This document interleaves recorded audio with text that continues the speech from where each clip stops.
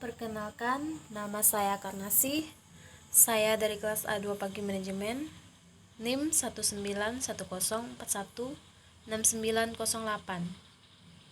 Di sini saya akan mempresentasikan PowerPoint saya, yaitu mata kuliah MPE yang berjudul Manajemen Distribusi Internasional. Manajemen Distribusi Internasional. Menurut Warren J. Kagan, tahun 2003, saluran pemasaran atau saluran distribusi (marketing channel) adalah saluran yang digunakan oleh produsen untuk menyalurkan barang sampai ke tangan konsumen atau pemakai industri. Saluran pemasaran antara satu dengan bagian lainnya merupakan salah satu kesatuan yang saling bergantungan, sehingga membentuk sistem saluran pemasaran atau marketing channel system. A. Anggota saluran distribusi internasional. Yang pertama, distribusi tidak langsung. A. Agen. Agen terdiri dari 1. Perusahaan manajemen ekspor atau FME atau PME. Export Management Company adalah suatu perusahaan manajemen ekspor yang melayani berbagai perusahaan dalam kegiatan ekspor.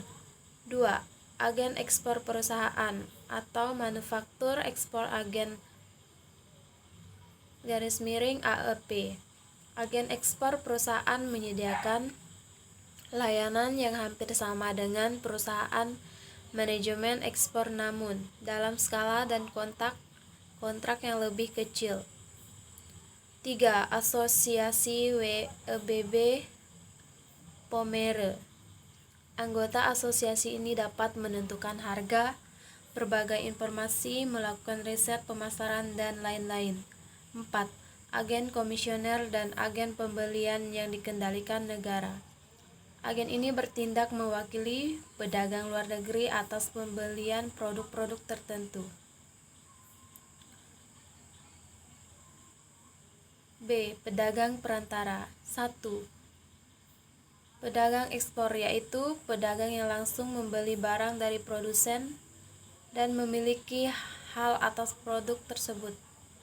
2. Koperasi pengekspor atau kooperatif eksporter adalah kumpulan dari perusahaan-perusahaan yang membentuk suatu koperasi untuk pendistribusian produk-produk ke luar negeri. 3. Pemasok ekspor atau export vendor adalah perusahaan yang mengkhususkan diri dalam penjualan produk dengan kualitas rendah atau yang jumlah produknya berlebihan untuk dijual kembali ke luar negeri.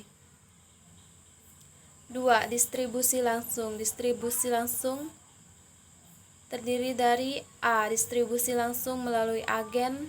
Dalam distribusi ini, perusahaan dapat bekerja sama dengan agen perantara di luar negeri, yang mana agen ini tidak memiliki hak atas barang tersebut. B. Perwakilan agen atau sales representative. Kegiatan ini merupakan perwakilan perusahaan di negara asing untuk melakukan penjualan di negara tersebut, dan komisi didapat dari penjualan. C. Agen pembelian atau purchasing agent. Agen pembelian ini kadang disebut juga dengan pembelian barang untuk diekspor. D. Pialang ekspor atau ekspor broker. Tugasnya adalah pertemukan pembeli luar negeri dengan penjual lokal. 3. Distribusi langsung melalui pedagang perantara. Pedagang perantara mengambil alih atas pembelian produk dan kemudian menjualnya kembali dengan nama pribadi. Yang pertama, distributor ekspor atau ekspor distributor. Yang B. Pengecer luar negeri atau foreign retailer.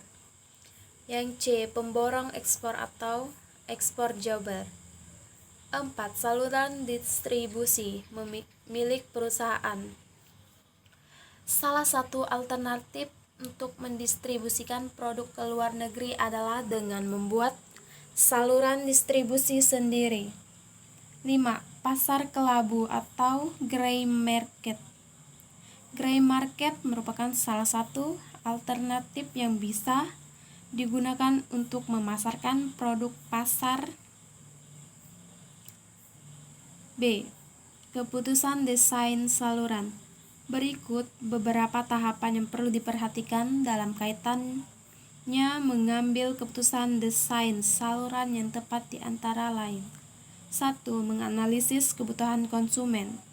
Di dalam menganalisis, perusahaan harus memperhatikan sumber daya yang dimiliki untuk keperluan kepuasan pelanggan. 2. Menentukan tujuan saluran.